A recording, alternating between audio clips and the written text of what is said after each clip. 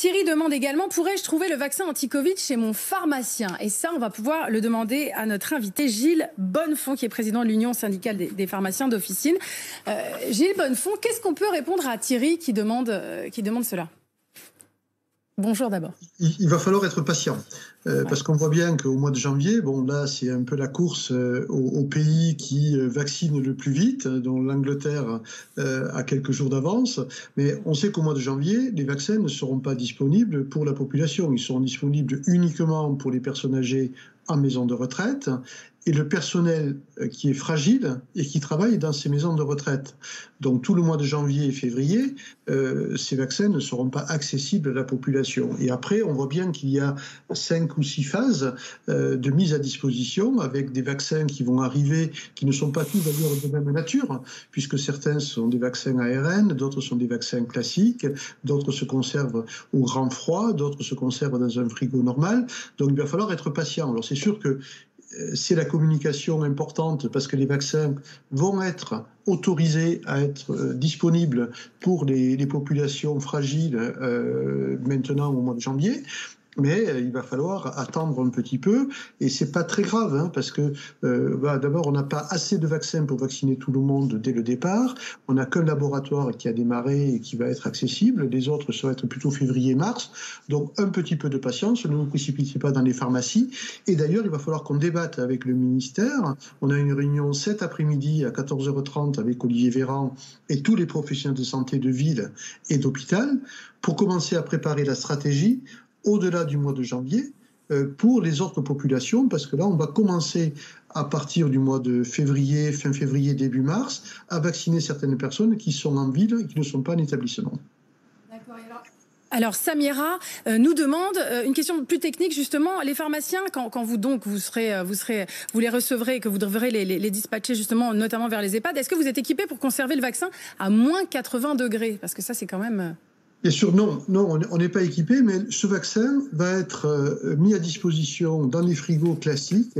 Ils peuvent être conservés pendant 5 jours dans ces frigos. Ça veut dire qu'il va falloir qu'on s'organise avec les EHPAD pour voir à quel moment on va leur livrer pour qu'ils puissent les utiliser dans les 5 jours, puisque eux aussi ont des frigos classiques en EHPAD.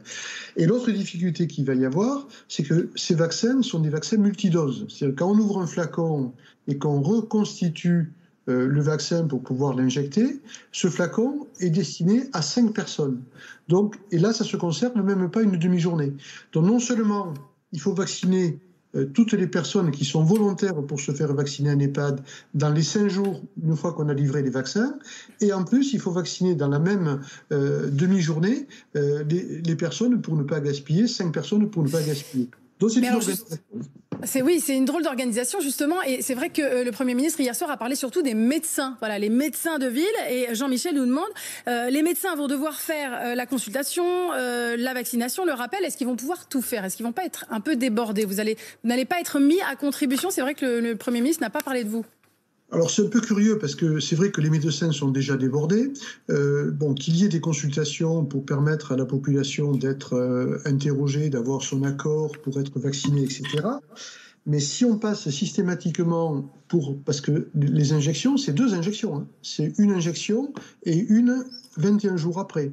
Et il ne faut pas rater, hein. Il ne faut pas avoir une amplitude de 2 jours. Donc ça veut dire que dans un cabinet médical, être capable d'abord d'avoir des rendez-vous que pour vacciner, ensuite d'avoir des rendez-vous 21 jours après pour revacciner, je ne vois pas comment on peut faire uniquement avec les médecins. Aujourd'hui, les pharmaciens et les infirmiers ont des habilitations, bien sûr, pour vacciner. On l'a vu pour la grippe. Nous, on a vacciné 3,5 millions de personnes en 4 semaines. Ça ne s'est pas vu. On n'a pas perturbé l'approvisionnement en médicaments et le travail des pharmacies. Donc, on est capable d'absorber ce travail. Les infirmiers aussi. Il faut qu'on travaille ensemble. Si on ne travaille pas ensemble, il va y avoir des goulots d'étranglement qui vont faire qu'il va y avoir du mécontentement, bien évidemment, et des médecins qui ne pourront pas faire leur travail s'ils ne font que de la vaccination Covid. Ça va être trop compliqué. Donc cet après-midi, on va en parler avec le ministre, et la complémentarité des 3 métiers est absolument indispensable parce qu'on est tous à proximité des patients et on peut faire ce travail à la fois de convaincre les personnes de se faire vacciner, de recueillir bien évidemment leur consentement, d'avoir une traçabilité des vaccins qui sont injectés et puis d'avoir des conditions de rappel pour ne pas passer à côté et ne pas gaspiller de la matière première parce que si on ne vaccine pas correctement, on va avoir des doses que l'on va mettre à la poubelle.